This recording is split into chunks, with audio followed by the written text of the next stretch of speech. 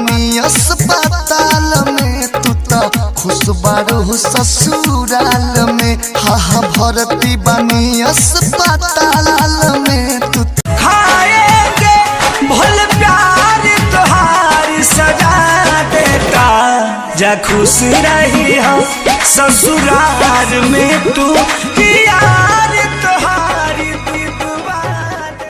मैं बारिश का मौसम हूँ, मेरा एतबार न करना, कुछ भी हो जाए यारा, मुझे तू प्यार न छोड़ के ससुरावा में गइलू, खाके किरिया ना हमरे भइलू, जवानी बर्बाद कइलू दादी हो, जवानी बर्बाद कइलू।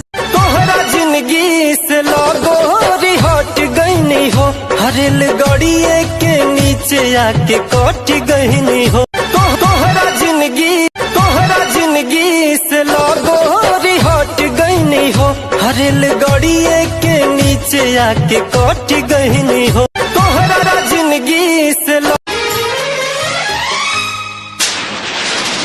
खुश न रहबू दोसरा के साथ में, कैल रहुआ हाथ धके हाथ में। तोहरा जिंदगी से लगोरी हट गइनी हो, हरेल गड़िए के नीचे आके कट गइनी हो।